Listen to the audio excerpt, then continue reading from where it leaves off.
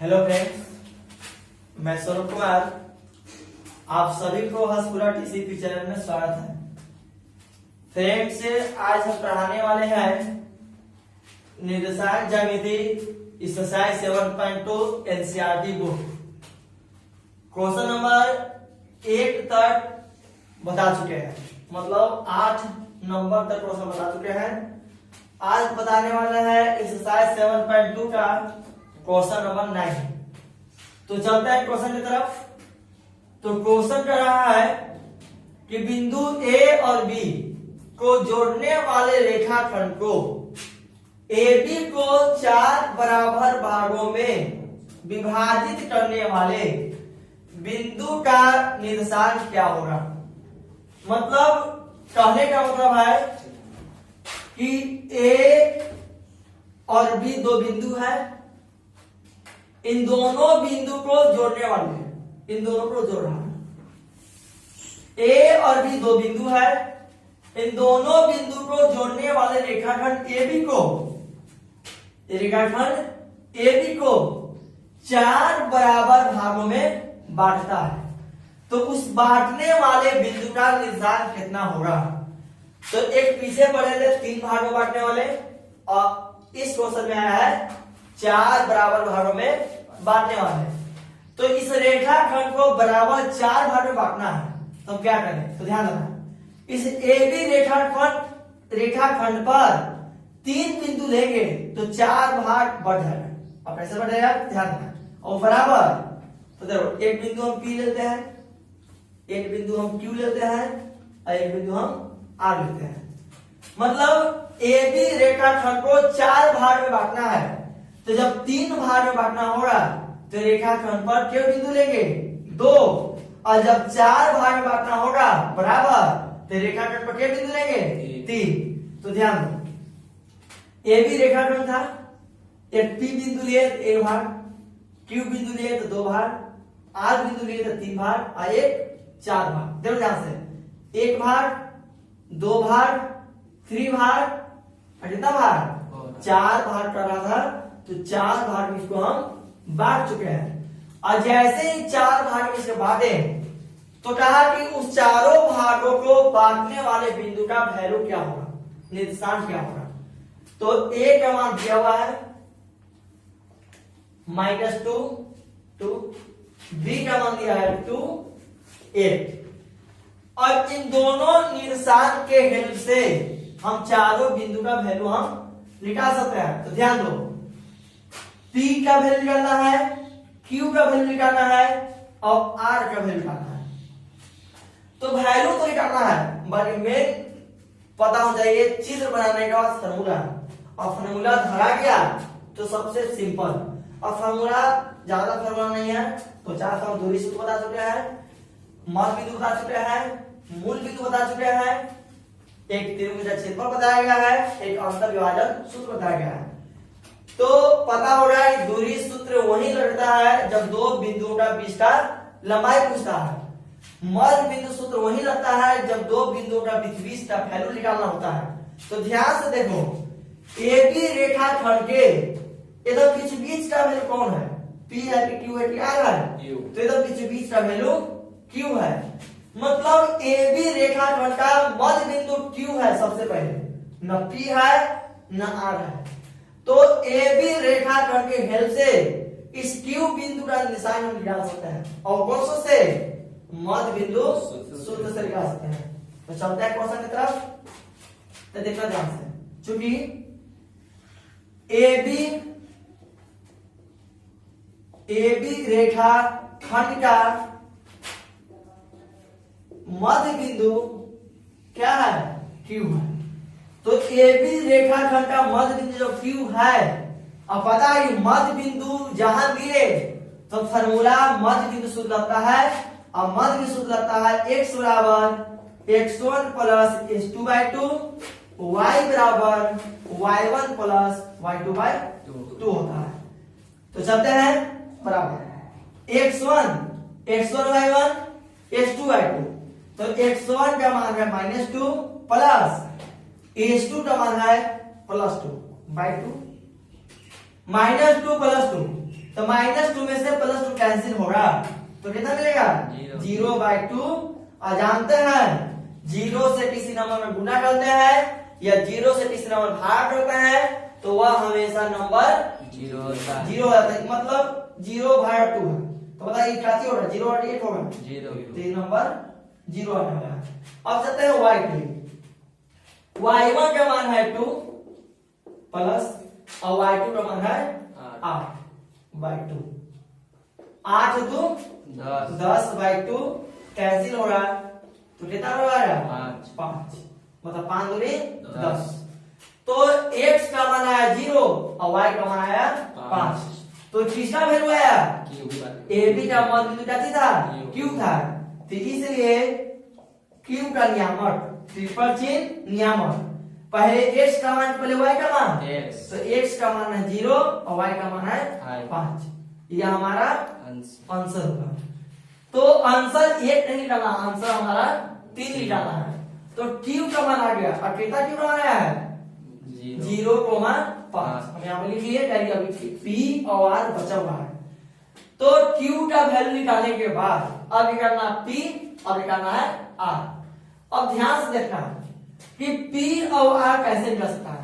तो लॉजिक लगाना है कुछ नहीं करना। अब ध्यान दो ab का मान बिंदु q था बना लिए। अब ध्यान देना ध्यान से देखो सिंपल है aq रेखाखंड का मध्य बिंदु क्या है p है और qb रेखाखंड का मध्य बिंदु क्या है r।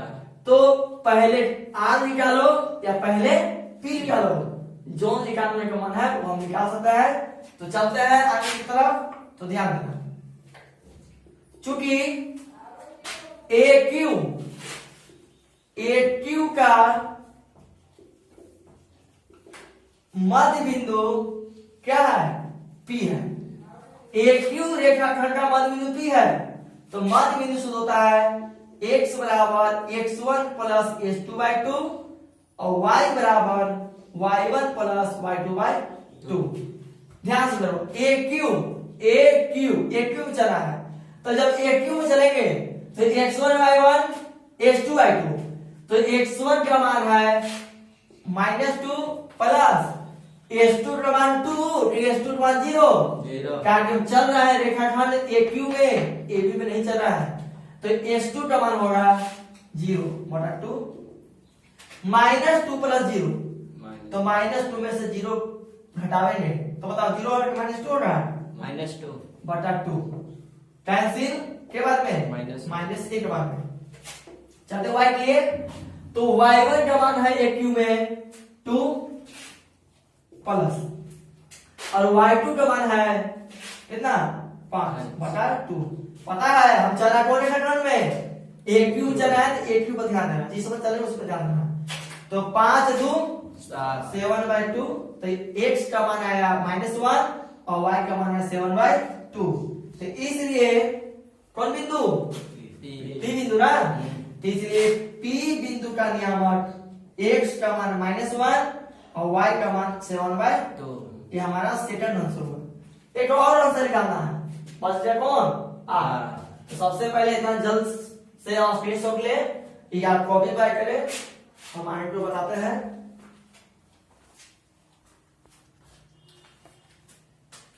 चलते हैं और आगे की तरफ p का मान निकल चुका है q का मान निकल चुका है और दोनों वैल्यू निकला है मध्य बिंदु शुद्ध से। अब निकलना है इस r। तो ध्यान दो इस qb का मध्य बिंदु क्या है r है मध्य बिंदु से। तो चूंकि qb का मध्य बिंदु क्या है r है तो पता है जब मध्य बिंदु r है तो मध्य बिंदु फॉर्मूला होता है x बराबर x1 प्लस x2/2 y बराबर y1 प्लस y2/2 होता है। चलते हैं पहले तरफ। तो x1 x2 बैठाना है तो किस रेखाखंड में QB में तो QB में जब चलेंगे तो x1 का मान 0 y1 का मान 5 x2 का मान 2 y2 का मान 8। तो x1 का मान है 0 प्लस x2 का मान है 2/2 है 0 और +2 तो 0 और +2 जोड़ेंगे तो +2 होगा/2 के बारे में, दूसरे दो कैंसिल एक बार में चलता है y की तरफ। क्यूबी में y1 का मान है 5 और y2 का मान है 8/2, 8 5 13/2। तो यहां भी आंसर आ चुका है किस बिंदु के लिए, r बिंदु के लिए। तो x का मान आया है 1 और y का मान आया है 13/2। ये हमारा आंसर हुआ। तो प्रश्न था कि दो बिंदु था, उन दोनों बिंदु को 4 बराबर भाग में बांटने वाले बिंदु का वैल्यू क्या होगा।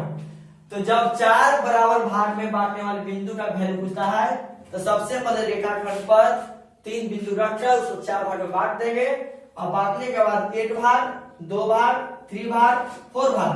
अब बांटने के बाद सबसे पहले ए बी का मध्य बिंदु Q था तो Q से निकाले, फिर उसके बाद ए क्यू का मध्य बिंदु P था तो P का मान निकाले, उसके बाद क्यूबी का मध्य बिंदु R था तो उसके बाद किसका मान निकाले। तो इस तरह इस क्वेश्चन का आंसर आ चुका है। जल्द सुन और स्क्रीनशॉट ले। तो क्वेश्चन नंबर 9 हो चुका है। क्वेश्चन नंबर एक्सरसाइज 7.2 का क्वेश्चन नंबर 10 प्रश्न है कि एक समचतुर्भुज का क्षेत्रफल ज्ञात करें जिसके शीर्ष इसी क्रम में 4 बिंदु दिया हुआ है। तो किसी भी क्वेश्चन को बनाने से पहले उसके बारे में लॉजिक पता होना चाहिए, किस फार्मूला का यूज होगा और उसका चिन्ह कैसा बनेगा। वो बनाने के बाद मतलब निर्देशांक चैप्टर सिर्फ लॉजिक पर बनता है और लॉजिक यही है कि क्वेश्चन पढ़े फार्मूला पता चल गया तो वही उसका लॉजिक है। अन्यथा कुछ इसमें भारी चीज नहीं है, बहुत सिंपल है, घबराने की जरूरत नहीं है। तो प्रश्न कर रहा है कि एक समचतुर्भुज का क्षेत्रफल ज्ञात करें जिसके शीर्ष इतना दिया हुआ है। तो समचतुर्भुज का क्षेत्रफल क्या है। तो सबसे पहले हम समचतुर्भुज बना लेते हैं।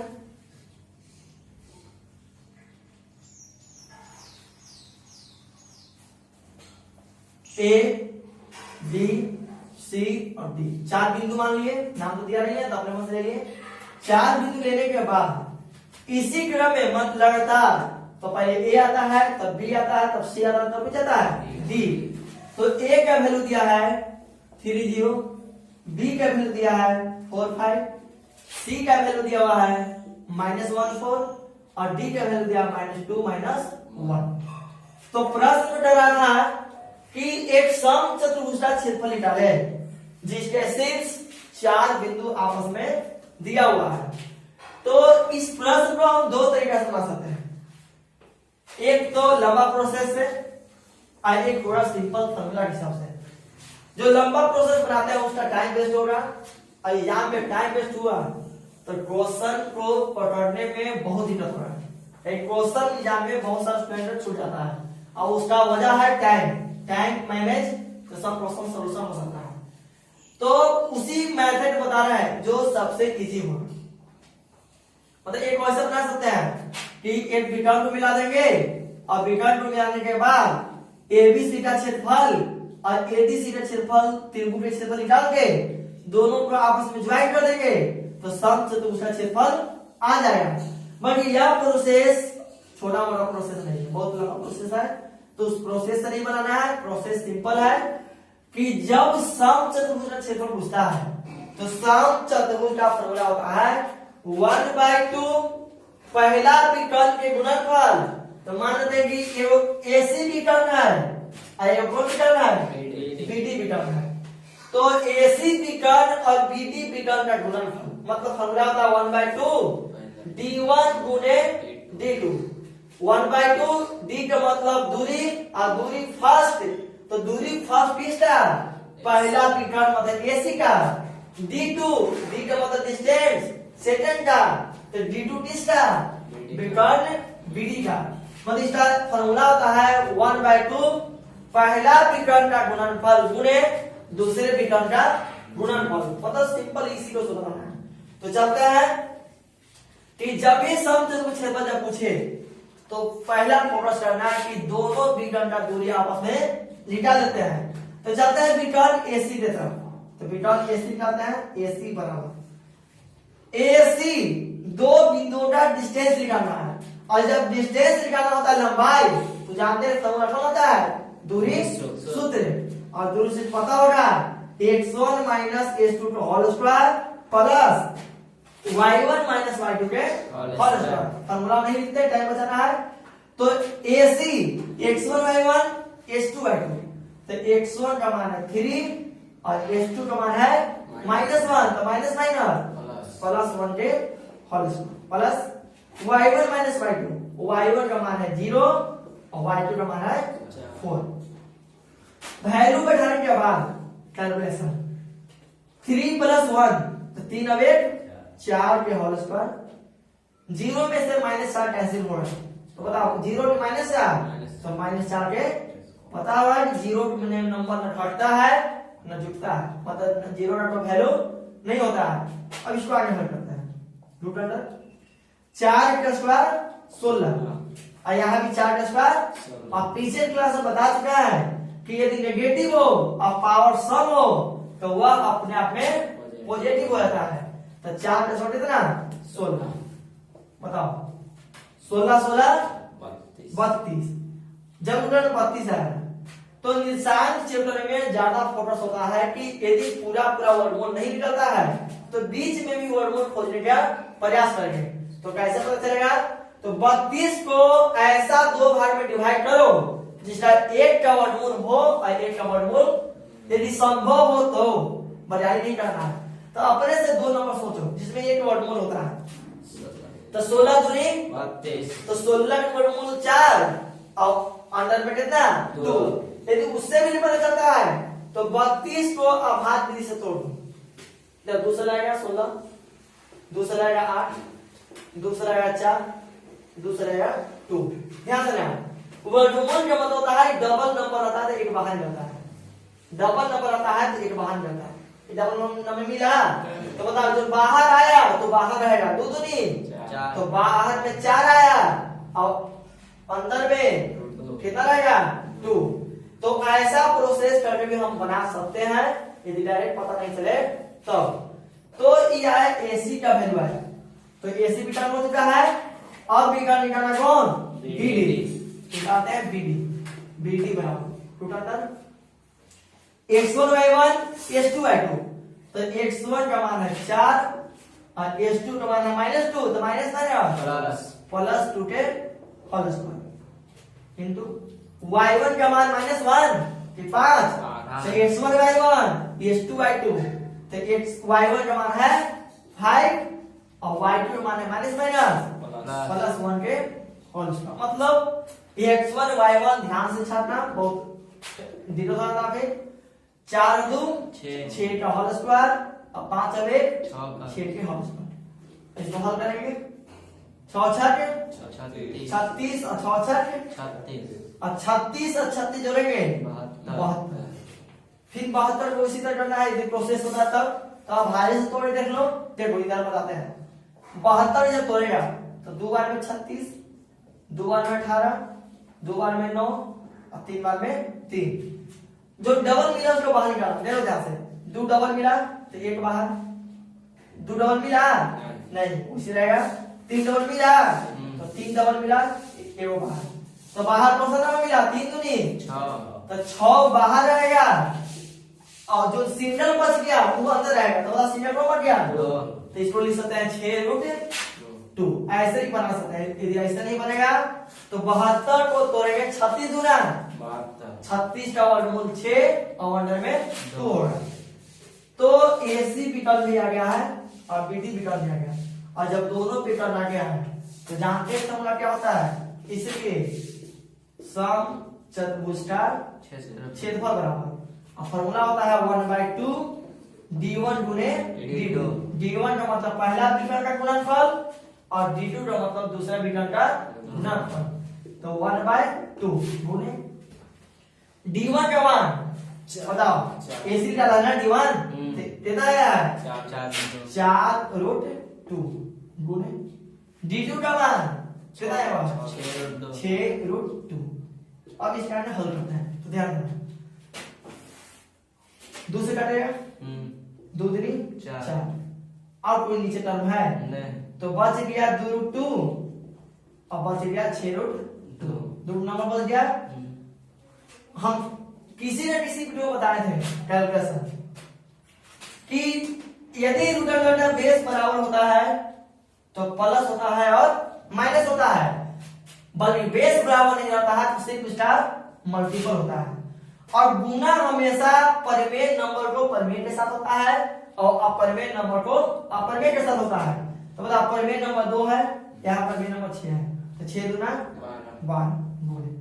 अपरिमेय नंबर 2 है, अपरिमेय नंबर 2 है, तो 2 दूनी 4 और 4 का वर्गमूल 2, 12 दूनी 24।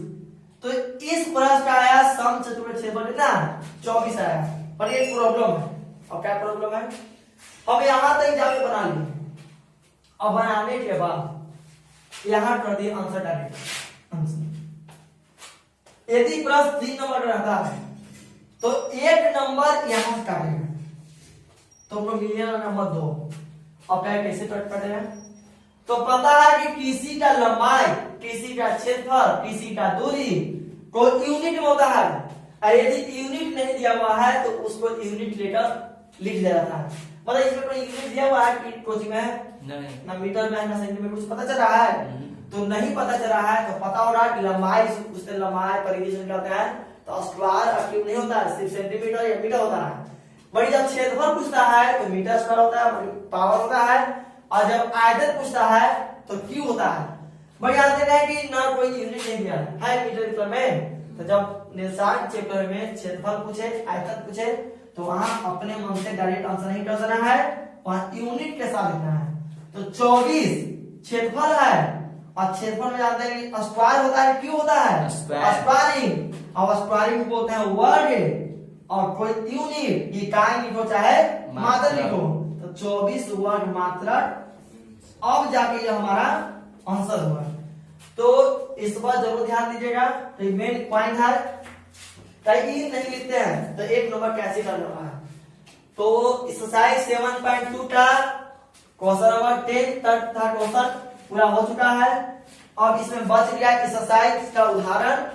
तो आप लोग को सबसे पहले एक्सरसाइज 1 से लेकर 10 तक बनाना है। बनाने के बाद जो बचा हुआ उदाहरण उस एग्जाम्पल को आप अपने से खुद बनाइएगा। विश्वास है कि बन जाएगा, कहीं कि सब सिंपल है, सब बता चुके हैं। तो उदाहरण बनाना जरूरी है, कहीं बोर्ड में 60% उदाहरण को सब पूछता है। तो आज का वीडियो यही तरह रखते हैं। अब अगले वीडियो में 7.3 ले चलते हैं। और आपसे एक रिक्वेस्ट है कि मेरे चैनल को ज्यादा से ज्यादा सब्सक्राइब करें, शेयर करें और लाइक जरूर करें, ताकि मैं वीडियो डालें तो आपके पास जरूर से जरूर पहुंच सके। Thank you.